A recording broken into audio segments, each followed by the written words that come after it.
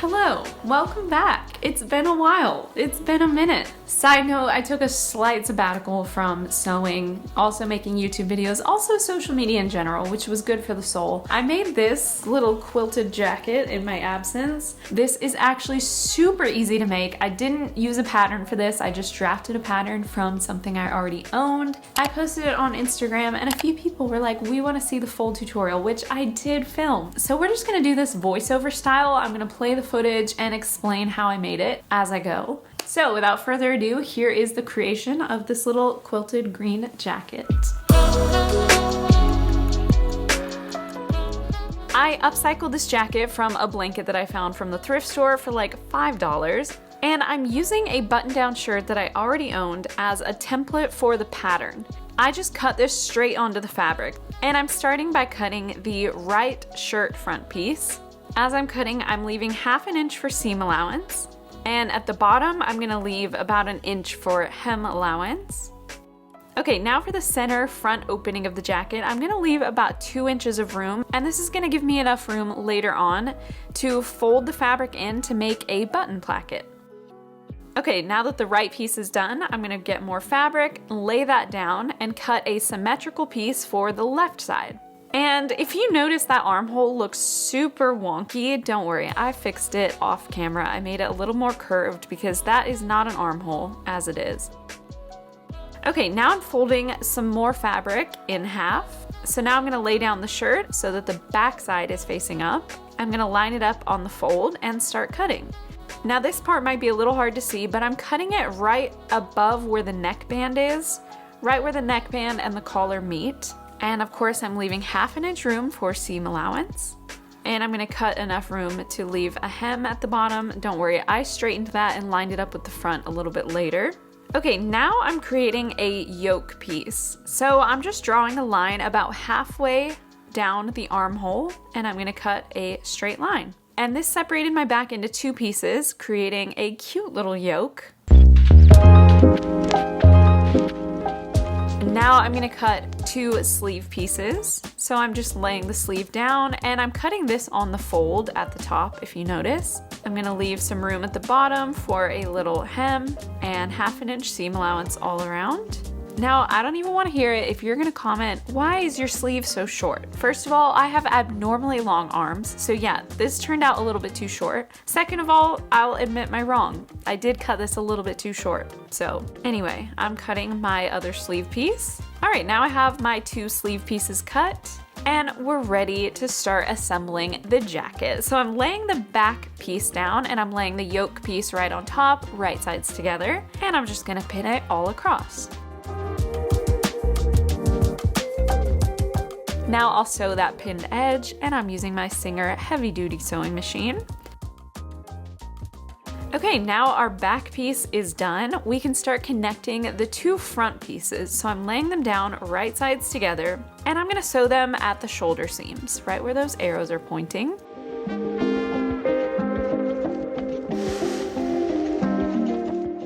All right, we are really speeding through this. Now it's time to attach the sleeves. So I'm gonna lay the jacket out flat and I'm gonna line the armhole up with the sleeve and I'm just gonna start pinning it right sides together. And that should be a perfect fit if you did all of your measurements correctly, which I actually didn't show the measurements, but I did this as I was cutting. Something that really helps is folding the sleeve in half, finding that halfway point and then lining that up with the seam right there at the shoulder because you know that's the halfway point. Okay, now I'll go ahead and sew those sleeves on. And for extra detail, just for aesthetic purposes, I did a top stitch on the armhole and along the shoulder seams and later on the collar as well. And I used some dark green thread just to give me some cute little contrast. And this made it look almost like it was double stitched with like a twin needle. I just love the way it turned out. Okay, we are still connecting the jacket, so I'm laying the back side on top of the 2 front sides, right sides together, and I'm gonna sew down the sleeve and along the side seams, all in 1 simple seam, or I guess 2, 1 on each side. So I'm sewing up the side seam. Once I get to the sleeve, I'm gonna put my needle down using the spinny wheel, lift my presser foot up, pivot my fabric, drop the presser foot, and keep sewing. It's the best pivoting technique for going around corners. Okay, now I'm going to hem the sleeves. So because my sleeves were so baby short, I could only fold them once. So I folded them in by 1/2 inch and top stitched them down. I'm also going to top stitch where my button placket will be. So I went ahead and serged that edge and I folded it in by about 2 inches. And then I top stitched it down. And this gave me the look of a button placket, even though probably a facing would have been much more professional. But this worked, and I actually thought the serged edge looked real cool. Okay, time for the collar. This is the fun part. I'm going to start by measuring my neckline. And just measure from wherever you want the collar to start and end. Mine was about right where my button placket was starting.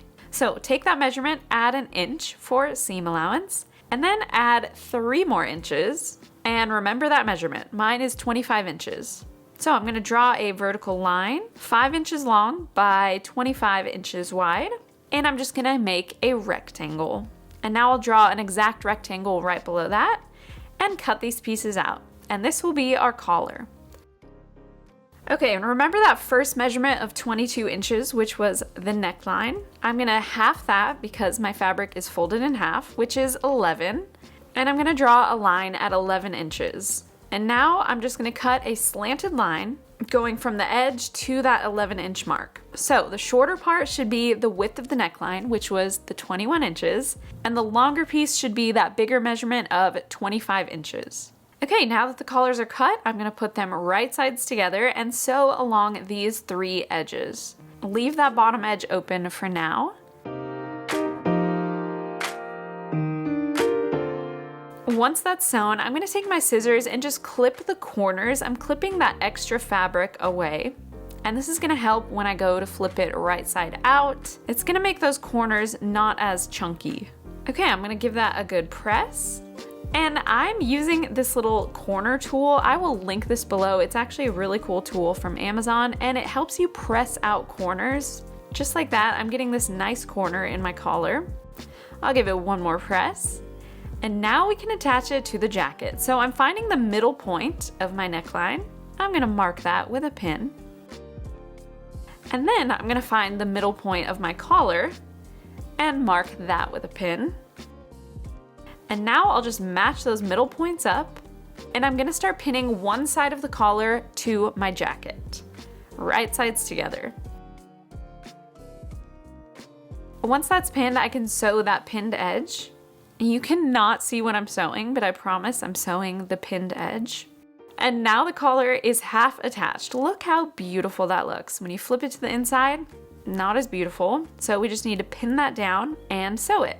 So I'm just kind of pulling it down and folding that raw edge in as I pin.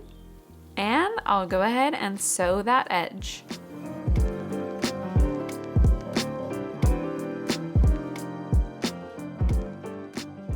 Okay, the collar is done. We are moving on to the pockets. So I'm cutting 2 squares that are about 8 inches by 8 inches. And I also cut 2 little pocket flaps that are about 3.5 inches by 8 inches.